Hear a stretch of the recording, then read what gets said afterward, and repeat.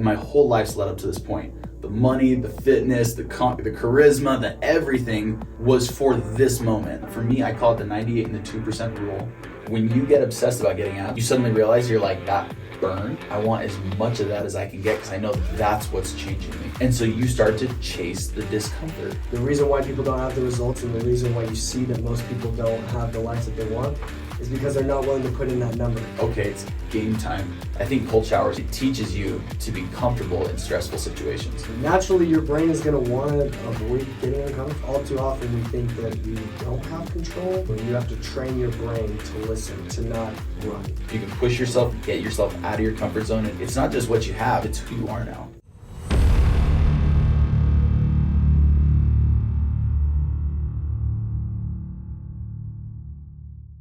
Hey guys, welcome back to the Mikey Martin Show. You can see we've got a new studio. If you guys are watching us live, if you're just listening, just know it looks beautiful. We are so excited to have you guys back. I have a guest on today. I brought on Phil Heckel. Thank you for having me. Pleasure to be here. I brought on Phil because this is going to be the beginning of season 2 of the Mikey Martin Show, and it's going to be titled King Obsession. That is kind of a new title that I brought on in my life. It's a new title that I want to actually share with the world. It's something that it's really deep ingrained in me, and I want to kind of tell the story about this season and kind of get Phil's opinion on some things and just kind of let you know what to expect coming up. So Phil, thanks for being on. You're the man. Appreciate it. If you guys don't know, Phil and I work together a lot. We really, really like each other. We do so many things similar. We work out, we get up early, we try to just conquer our lives. And so anyway, he's the perfect example to have on here. But anyway, I want to kind of tell you guys just where this is coming from, and I'll get into this a little bit more in some more detail in other audios and other videos because we want to keep this relatively short. We know you guys are probably just commuting. But my whole life kind of became this thing where I was leaning into something where I think a lot of people get hung up. And it's this belief that you're not enough. And it happened because I was in high school and I was dating a girl and I totally liked her, and we dated for over a year, and she eventually broke up with me and I was crushed. I was just a young guy. And so then she went and dated another guy, and then he actually moved and I let her come back. And you never do that, guys.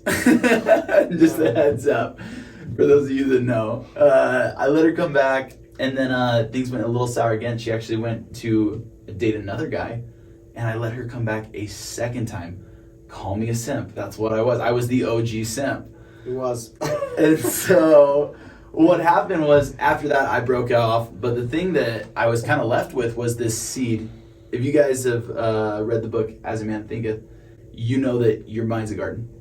Phil's huge on this. He's very big about what content you take into your head is actually what you're going to produce in your life.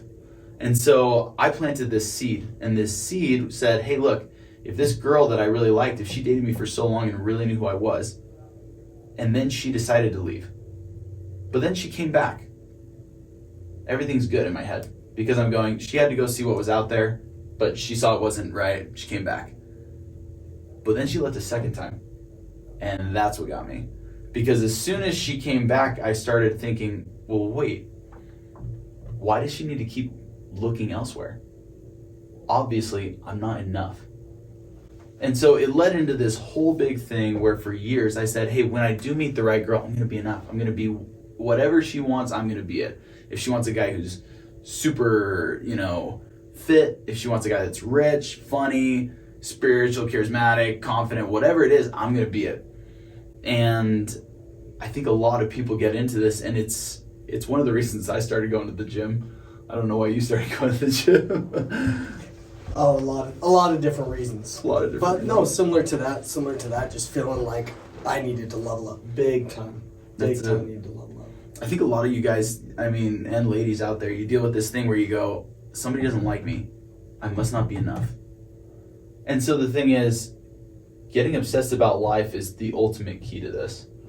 For a long time, I leaned into that fuel, the I'm not enough fuel.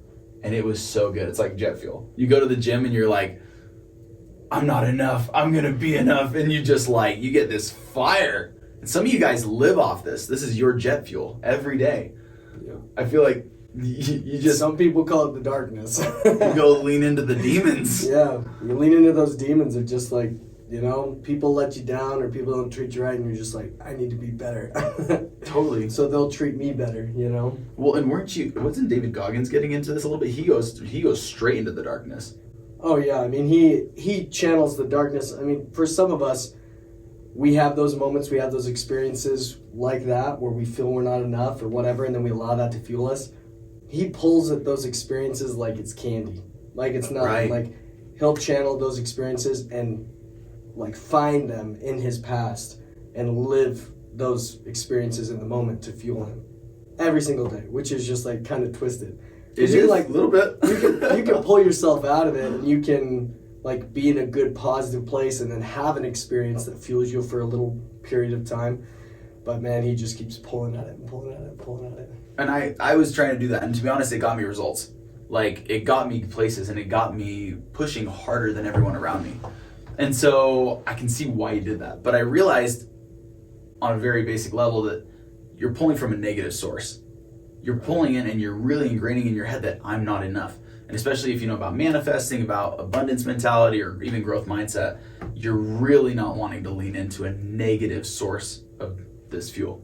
Yeah, well, I think we all have those. I mean, I could look back and have the same experience where I had an experience with a girl and that kind of stuff, feeling like I was definitely not enough. Why is it always a girl? I don't know. It's always a girl. It's terrible.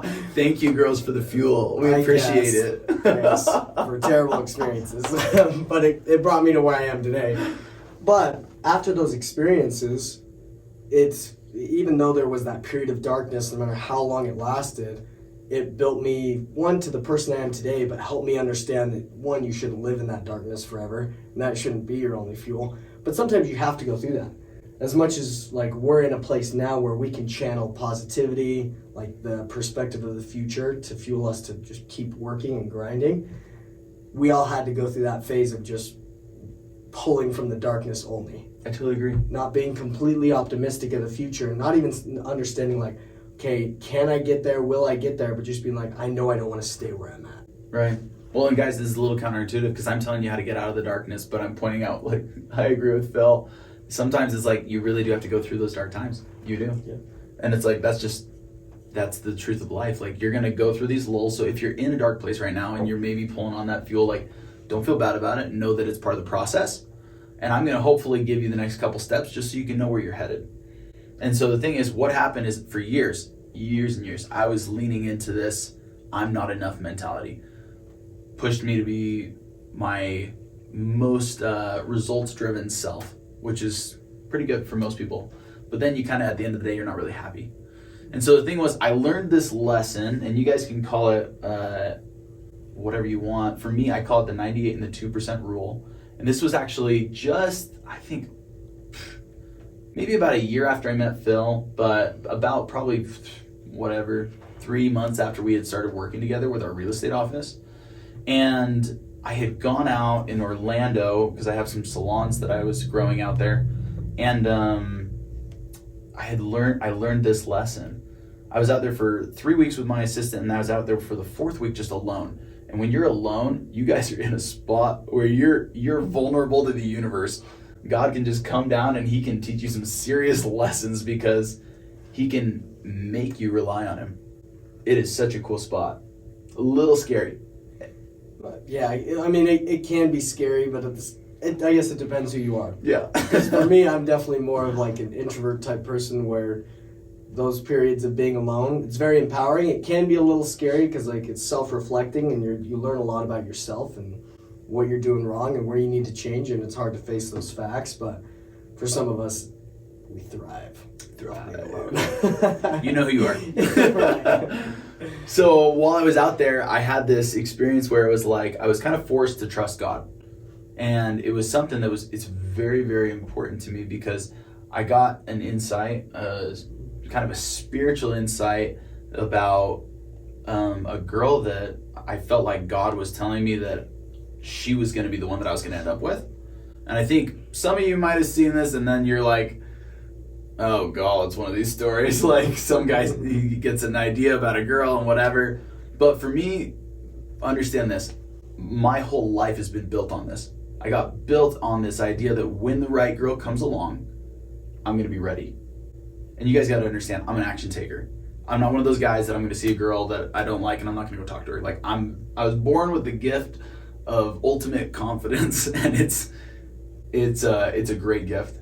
And so I'm willing to talk to anybody. I'm not cocky. I'm just very socially adapted. So indeed you are. Indeed you are. You're very good at that. Very good. So the thing is this. Basically what happened was I had my inspiration that this was going to be a girl that I would end up with, and that I needed to back off and let God take care of it. So number one, I don't like backing off. And number two, I just got a serious inspiration that I really felt to my core was so from heaven, the universe, that was just like true, that this was the girl that I was going to end up with. And that freaked me out because I was like, my whole life's led up to this point. The money, the fitness, the charisma, the everything was for this moment. And then I get the impression that God's saying, hey, this is the one. Now I need you to back off and just let me take care of it. That's the scariest spot I can be. Because for me, I'm sitting here going, no. I've worked for this for a decade. And you're telling me that this is the one. And then you're saying, put everything in my hands and just trust me? It freaked me out. You've probably been in situations where you had to trust God and it's scary. Oh yeah. I mean, you have to have, for us, of course, we want to do things our way and we just want to get things done. We do. And that's definitely one of the ways that God humbles us. So he's just like, hey, trust me that I have your best interest in mind and I'm going to help you get this. Right. And you can feel it. You're like, yeah, I know God's going to help you get this. But then he pulls that ace out of his sleeve and he's like, but don't do anything. But don't do anything. He's like, don't do anything till I tell you to do something. Don't take action. Trust me, completely. And you're just like, so I just sit here. Well, the problem was it was very, very clear. It was like, hey, just let me take care of this. And the thing is, for me, that was the worst thing you could possibly ask me. But because when you get an answer, some sort of inspiration that you totally 100% believe is true,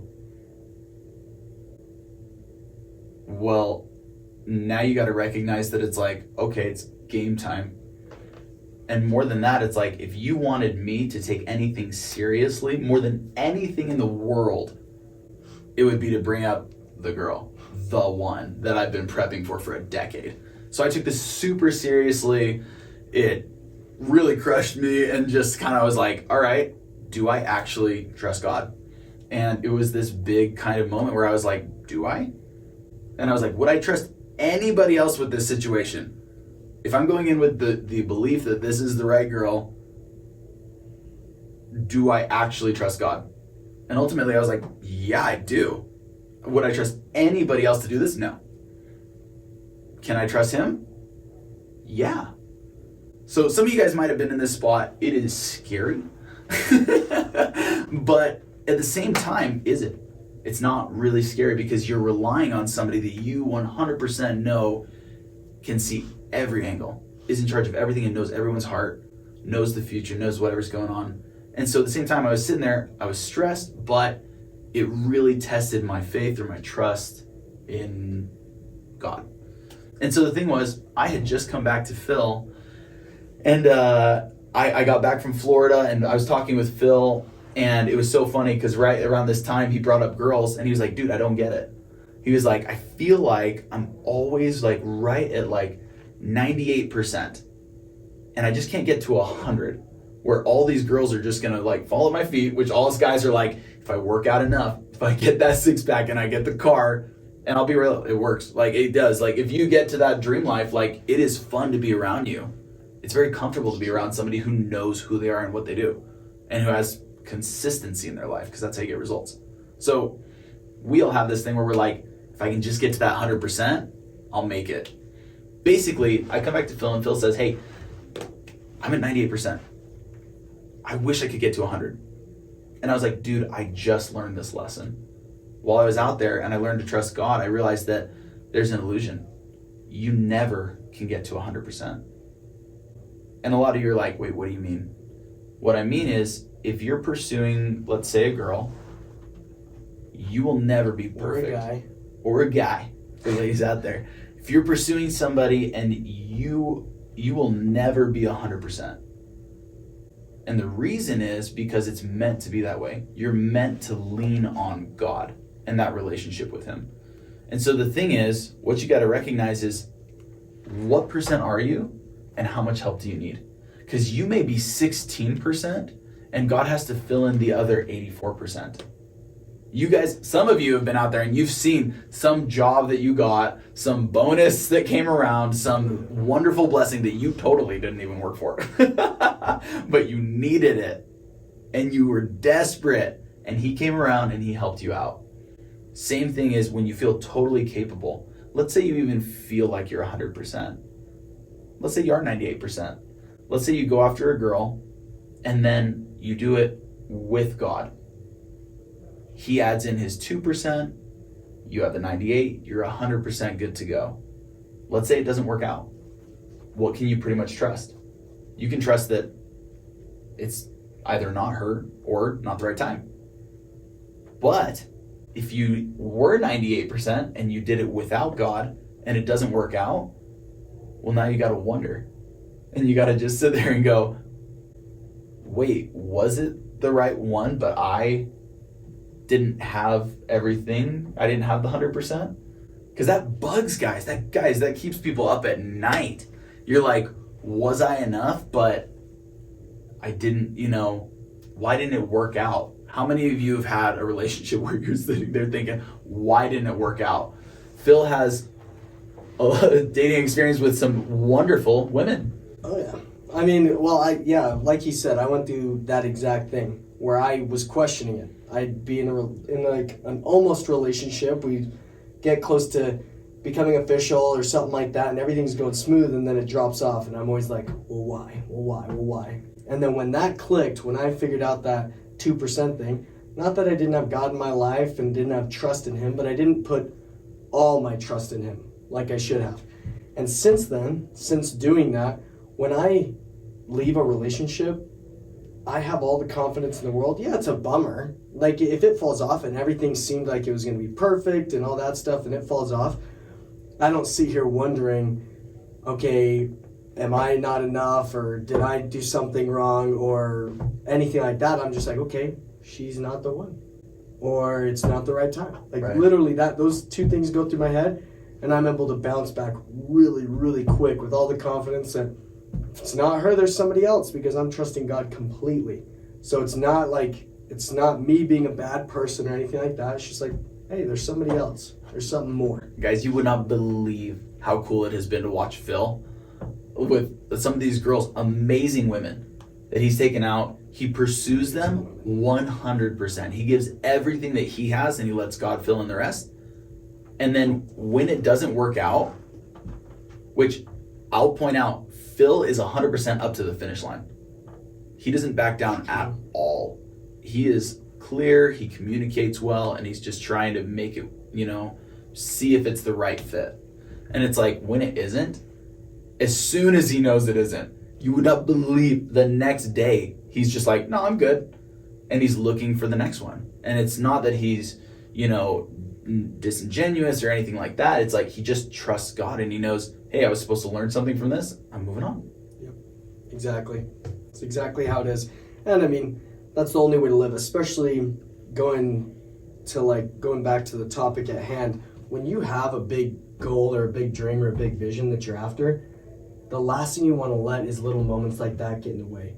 And all too often, I let this happen to me in the past, where a moment like that would happen, I'd sit there questioning it, and why me? Why, where did I fall short? All this stuff. That clouds your judgment and your decision making and your energy for days, weeks, months at a time, and halters your growth to go where you want to go in your career, in your spirituality, in any area of life. Whatever your pursuit is, that's a roadblock. Right. And that's where that shift happened. When I put all my trust in God, I was just like, okay, I have no reason to dwell on this. I have no reason to sit here and just be like, well, why? And all this stuff. I'm like, I need to bounce back immediately and trust that he's going to take care of me in the long run and get back to work, Get back to just focusing on, like, the task at hand. Well, and guys, you'll know, think about this. I hope you're recognizing how this plays out in your life, because the thing is, there's so many high performers that we see, that you've all seen in the news and wherever, that they have something go wrong, and by go wrong, I mean their expectation of what was going to happen didn't happen. And then they get so hung up, whatever it is, if it's the relationship, if it's the business plan, whatever it is, they get so hung up, and then they lose all their momentum. Oh, yeah. Like, some people crash and burn. Like, burn. And you're just like, what happened to that guy? He was doing so well, or, like, he was, like, going in a good direction, but they let relationships or, like, failed business plans or things like that just completely destroy them. It's crazy. Yeah. Some of you are relating to this. You're going, yeah, I went through a terrible breakup. Imagine if me in high school, after that girlfriend broke up with me the first time, if I just said, hey, look, not the right time. And then it's like, I'm good. Yeah. Could have just gone on and been great. And it's like, would have been using this fuel of, hey, I trust God, instead of, I'm not enough. So recognize where we're going with this. But the thing is, so again, the 98 and 2% rule, put in all your effort, no matter what it is. If you're 50% capable of accomplishing the task, God puts in the other 50. If you're 10% capable, you better be on your knees, but he'll put up the other 90. And if it doesn't happen, it's because there's another path, so you can just move on. But as long as you give, and this is important, you got to give everything. If you're a 98%er, if you're capable of 98% in something, like Phil is 98% capable of just pursuing a relationship, but he only puts in 50%. God does not fill in the other 50.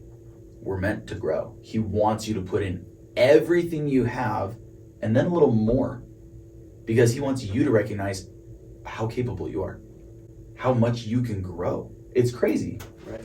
And a lot of times we know how capable we are. We can sit there, and if you really evaluate it, if you really, like, dig down into your core, you know if you're underperforming. You know if you're not giving it all the effort that it deserves, or not trying hard enough to be better. Right.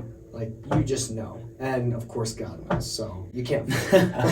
You guys wouldn't believe how many businesses I've tried to start where I just tried to hand it off to a manager, and they suffer. Every time they suffer. They don't hit the goals. As soon as I step in and I actually give all my time and effort, it works out, and it starts going. But it takes that serious. There's a payment. You got to do. It's an altar of sacrifice. Like, you got to throw something on there. You got to give up your time or your effort or something. And sometimes he recognizes that you don't actually have capacity. In your day, you're already going 100%. You don't have anything else. He makes it up. But that's where it's like, you got to be working together. Huge. So here's my point. I wanted to get to this point about king obsession. So as soon as I came back from Florida and I had learned this lesson about trusting God, well, my gains in the gym started going down, and I was sitting here going, well, crud, I know full well that I'm enough with God. So now what? I can't draw on the old "you're not enough." And so I stopped pushing. I was trying to still push, but it was like I couldn't quite get that same fire. And so luckily, I came back and I talked with a mentor of mine, and he showed me that he understood where I was at with all this stuff that I was learning about trusting God and abundance, and he showed me the next couple steps. And anyway, after a while, we went to lunch, and he asked me, he's like, hey, is there any part of your life that you're not fully, fulfilled with? And I was like, yeah, sure. I was like, I think dating. Because, God told me, hey, leave this in my hands. Just keep working and keep, following what I'm telling you. Which, if you guys want to hear the end, kind of the end of that story, I basically got another answer later that said, hey, for now, just withdraw. Again, super hard for me. But again, and you guys decide if it's, I'm going to end up marrying this chick, or if God just wanted me to take this so seriously that I could learn this lesson. Because that's the only thing that would have made me take that seriously. Like, if I'm being honest. So God works in mysterious ways. I don't know. We'll see what happens. But he told me withdraw, and so I was like, well, I told my mentor, I'm not really fulfilled in dating. I was like, I don't seem to find the right person. I was like, kind of like Phil. Phil's finding some great women, but it's not a match for one reason or another. And I was like, I'm not really fulfilled there. And he was like, what do you want out of a relationship? Pretty big question. What would you say? I'm curious. If he says, what do you want, like, in a relationship? Well, I mean, your answer changes so much over time because that's true. You ask that to most people and it's going to be like a lot of selfish reasons. But then over the years, it kind of changes and it turns to what can I offer? Yeah. So out of the relationship, it's like you're both giving to each other, and it's like, well, what kind of experience or what can I offer her, and how can we work together? And that's typically where my brain goes nowadays. Yeah. Guys, and I want to point out, he offers a lot just as a person to everyone around him. If you guys don't know, he has a podcast. It's Phil the Motivation. Go look it up. It is fire. Every episode is like, you're going to be pumped. So little ad in there. Little shout out. So anyway, my mentor asked me, he said, hey, what do you want in a relationship? And I was like, I want someone who's as obsessed about me as I am about them. And he was like, okay. He was like, well, kind of like you'll hear from a lot of these really, I think, people who've progressed a lot online. You'll hear some of these people that say, if you want to actually, receive something from someone, you have to give it to yourself first. And this is a little hard to understand at first. But you got to understand that even if somebody gives me a compliment, somebody says, hey, you're doing really great. If I haven't actually given that compliment to myself first, I actually might not even accept that compliment. I might say, hey, thanks.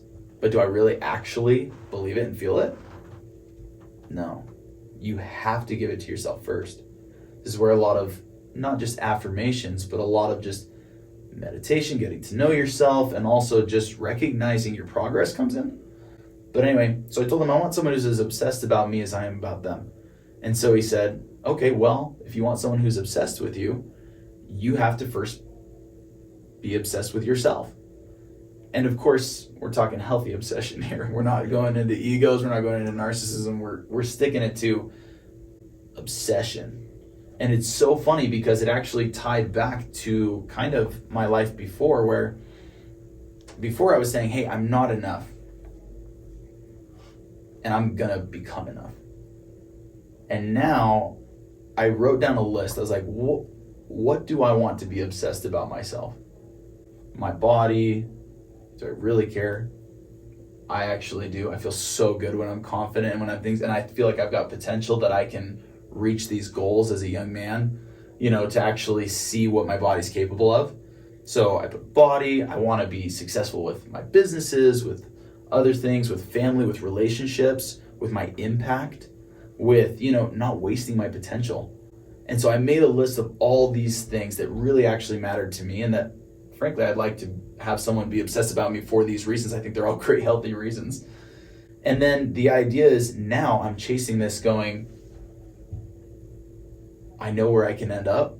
And I know that if I do it with God, I can get there. And so now my new fuel, instead of being I'm not enough, it's I'm going to get obsessed about creating my dream life. I have this discussion all the time with people where I go, what's your dream life? Because they come to work for us and I'm like, what does it look like? Because we have opportunities that are kind of unimaginable income sometimes. We have people that come in and it's like, what's your dream life? I list out everything they could come up with. And it was like, okay, this totals $3,000 a month. And then we'd go over the job opportunity and be like, look, at the very, very least, even if you put in minimal effort and you're awful, out of this much work, you're going to hit this. And that's $10,000 a month at the very least. And it's like, to them, that's just kind of unimaginable. And the other thing that I'll point out is that people who haven't actually taken their self-identity up to that, they'll actually quit later. They'll quit before they even give themselves the chance. We have people who have come here and done 2 days, and then they're out, and guess where they go? A job where they make $3,000 a month. Yeah. Pretty crazy. But anyway, so recognize you're never going to go higher than your self-image. So first, change your self-image, and then your net worth goes up, which is great. But yeah, well, I think along those lines, it's kind of interesting is like you think about these concepts more and more. When you think that you're not enough and you're going out with this pursuit of like, I need to be better, but always feeling like you're falling short. Scarcity, lack. Yes, the scarcity and the lack, you're going to attract that same energy. Right. So you might be sitting here being like, oh, I'm not enough, I need to be better so I can have this. But what you want, you're never going to attract. And you're going to attract somebody who's literally has that same energy of self-doubt. Not feeling like not feeling like they're falling short. Right. But they may not have the energy to be better that you have. Right. They might just be sitting there in turmoil, twiddling their thumbs, being like, I'm not enough and I'll never be enough. But that's the person you're going to attract with that kind of mindset and that kind of energy. So it's kind of crazy to look at the opposite, because we can look at that concept and just be like, okay, if you want somebody who's at this caliber, become that person, you know? Right. We've all heard that, and it's like, become that person. But if you're not reflecting the energy and the positivity of the type of person you want to be, even if you're not there yet, you have to like believe that you are that person. Right. You're going to attract the lesser version of who you want to be. Give it to yourself first. Yeah. Live in abundance. Trust that with God you can do literally anything. Yeah. And this recipe ends up pointing you to your dream life. Because the thing is, once you know that you can do anything with God and that you're living in abundance, there's no scarcity. There's enough for everyone, guys. Yep. So it's whatever you want, like figure that out and then work with God to get it. And the thing is, once you start really thinking and really realizing how far you can take this, how much God wants you to grow and help other people to do the same, you start to realize you're like, oh shoot, this is limitless. And so the thing is, now when I ask people, I'm like, what's your dream life?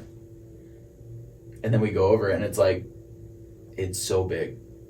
For me, the dream life, if you guys are having a hard time even coming up with it, is when you get out of bed, you go, man, I love my bed. And then you go and you're like, you get up and you're like, man, I love my house. Oh, I love these shoes. Like everything in your life, you are grateful for, you love it, and it's just exactly what you wanted. Exactly what you wanted. It's something that actually makes you feel good. When you put on your clothes, you go, this helps me to remember who I am and who I'm becoming. When you get in your car, you think, man, this is my favorite car. I just love this. When you go to your work, you see the impact that you get to make, and it's the impact that you were made for.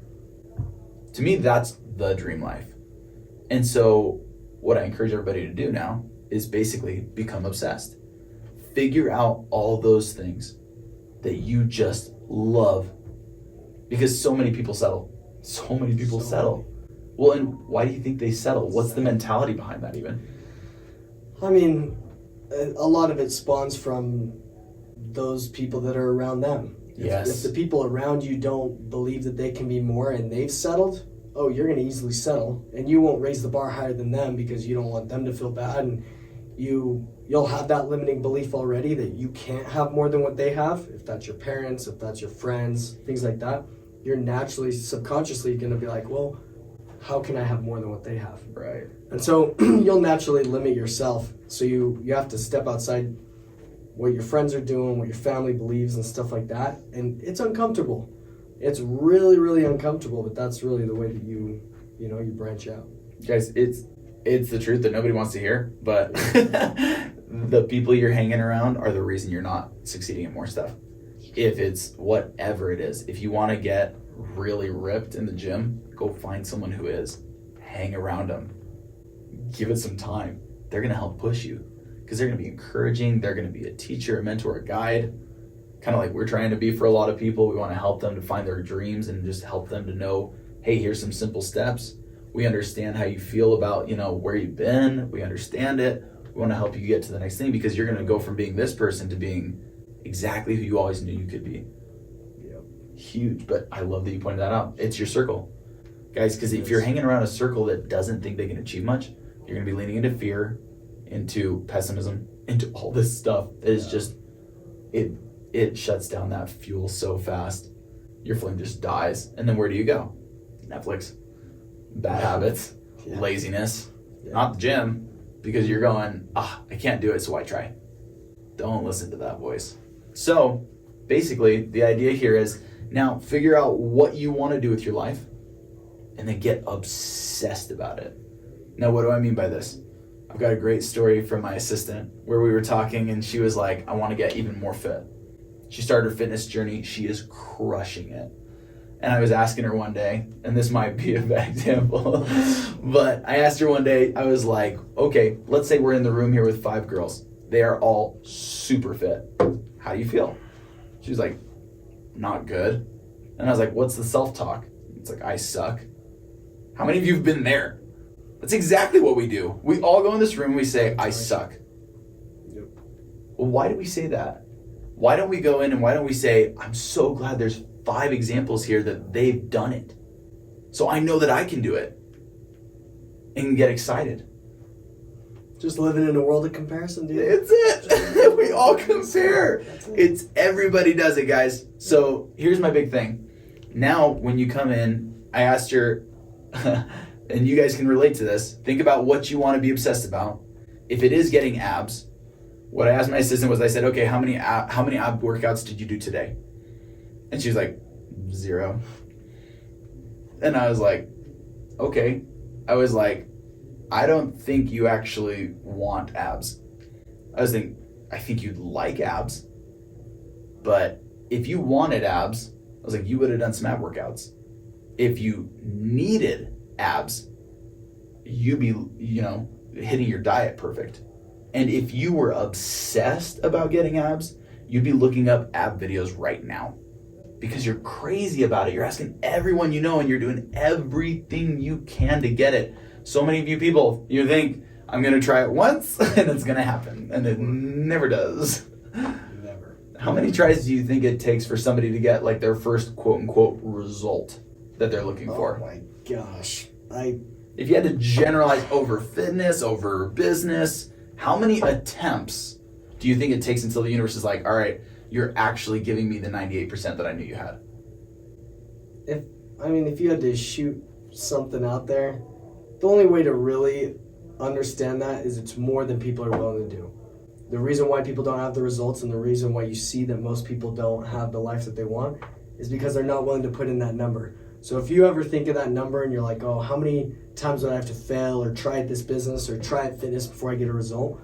If you think of that number and it's uncomfortable to think about doing it for that long, that's probably about when you're going to see the result. Dude, you're so but right. If you sit there and you think, 10 days or something like that, then you're up in the night. Because if it was that quick, then everybody would be doing it. But people are not willing to stick it out. So it's not even a number of attempts. It's individual and it's past what you'll consider even, it has to go into new territory. Yep. You have to. It's that old quote that I love. I wish I came up with it. I wanted to make it my slogan for life, but someone already came up with it because they were born first. But if it's not challenging you, it's not changing you. Yep. And it goes for everything. In the gym, especially guys like us that we've been going for years, you get to the point where it's like, it's very, very easy to just coast. True. But you stop seeing results. And it's like, in order to get results, like, we have to push ourselves like kind of crazy far. Because it's like, you're really not going to get that result unless it's challenging you. Yep. Same thing with business and everything else. And that's where people, the idea of getting uncomfortable, the idea of pushing the boundaries and pushing the limits, people always think they'll look at people like us or people that are like successful in whatever area they see success. They'll look at that and they'll be like, oh, they make it look so easy and all this stuff. Right. And it's like the discipline helps you do it every single day. But the act of like getting the result, it doesn't get easier because you have to change. Because even for us, like you said, we can coast. You hit a plateau and then you coast. And even for the most disciplined person that's been going for years, they have to change something in order to get a new result. And that change is uncomfortable. It's always uncomfortable. And we experience that in the gym, we experience that in business. And even though maybe we've got a little bit of discipline to do the action every single day, that action, when you do make that change, is uncomfortable. But uncomfortable is good. Uncomfortable is great, It's guys. great. If you're obsessed in life, the thing is, I say you wake up in that bed that you love and you get in that car that you love, you don't understand how much you have to claw to get there. But it is so worth it. Yeah. When you have that dream life and you earned every penny, it's not just what you have, it's who you are now. And the better thing is, you know that you could do it again should you need to, and it's going to eliminate so much fear in your life. It's true. But anyway, I think I was going to make a point. Can't remember. Do you have anything? Well, I'd say along that same lines of being obsessed, like the more you solidify what that dream looks like, that dream life, and maybe like the end goal or that purpose isn't clear right now, because that can come over time. The purpose of what you want to do and why you wake up every morning will come over time. But the desired outcome of like how you want to look, the way you want to feel every day, the things you want to do for people, in that moment, you can come up with what that looks like for the next few months. But in pursuit of that obsession, understand that getting uncomfortable would become something that you'll desire. Right. You really will. The more you flex that muscle of getting uncomfortable, initially it's going to absolutely suck. It will. 100%. And that's why some people reach for the demons, and like you'll find yourself in a dark place that helps you like get on that path and on that journey. But the more that you continually stay uncomfortable and you keep growing, eventually you get to a point where we wake up every day. I love waking up super early. I love going to the gym. I love getting in my truck, the whole 9 yards, exactly what he's talking about being obsessed. But when I'm going to those moments of being uncomfortable, when I go to the gym, I'm excited to get uncomfortable. As weird as that is, some of you won't really understand that right now, but you will. Once you push past that barrier and like you understand how important getting uncomfortable is, you'll look forward to it. It's bizarre. You just will. The abs is my favorite one because I think everybody wants abs. And the thing is, I recognize what Phil says. And the thing is, the point is, it's like when you get obsessed about getting abs, you suddenly realize you're like that burn that comes right at the end of your set. You're like, I want as much of that as I can get because I know that's what's changing me. That's what's actually giving me the results. And so you start to chase the discomfort. I think cold showers are ice baths, cold showers are like the best way to get past this because, guys, it naturally triggers your stress and it teaches you to be comfortable in stressful situations. It's the same thing as the gym. If you can push yourself further, get yourself out of your comfort zone into new levels, suddenly you're in charge.